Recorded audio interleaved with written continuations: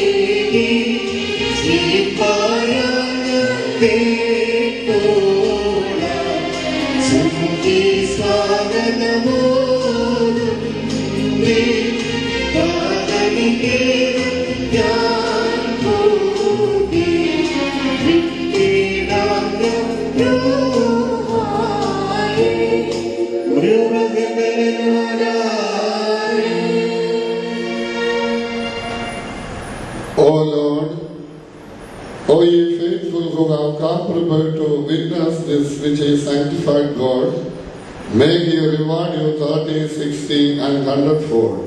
May the Lord reward you with good things at all times. May the cross of our Lord be with you night and day and keep you safe from the evil one and his host. Do you have any problem? Nothing. The Holy Liturgy of Matrimony is divided into two parts. The first part, that which is just finished, is a confirmation of the engagement. The decisions which we have taken outside the church is confirmed only after by coming to the church and giving blessed rings to the bride and to the groom by the chief celebrant. In certain tradition, there is a practice of exchanging the rings by the groom and the bride. But for us, it is not like that, because we find in the Bible that in the beginning, God created a family. Adam was not choosing Eve or vice versa, and were trying to live for a short period. No, it was not so at the beginning.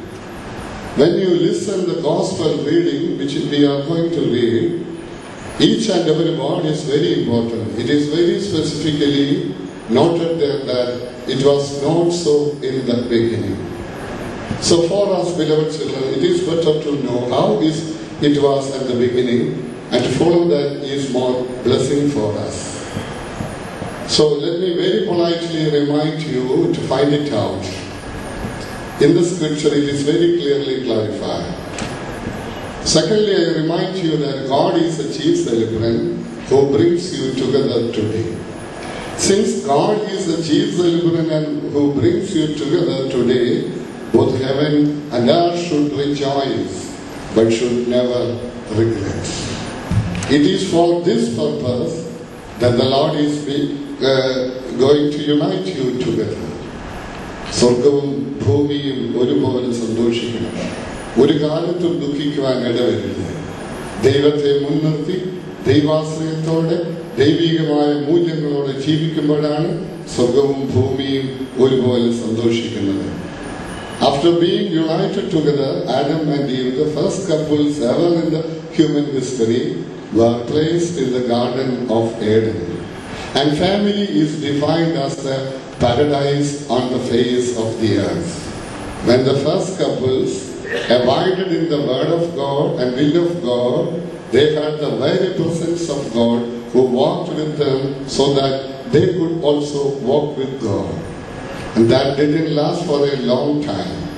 And it was not from the fault from the God's side, but the failure of the couple to hold on the grace of God, to stay in the grace of God. From their part, the minor mistake, the small error they committed, brought them outside the paradise and put them in trouble. That couldn't stay for a long time. So build up the family that you are going to build on Christ Jesus, the everlasting rock that would remain only to the last. And I hope that you understand what I mean. Both of you are grown up and qualified, mature, am I right? I hope so. Or we will see it from tomorrow. So there is no need of any further counsel or advice. On behalf of the clergy and the congregation, I wish you choicest of heavenly blessings to have a joyful, a peaceful, a wonderful. Is it enough? Not sure. Not sure? One more. Everlasting. Everlasting.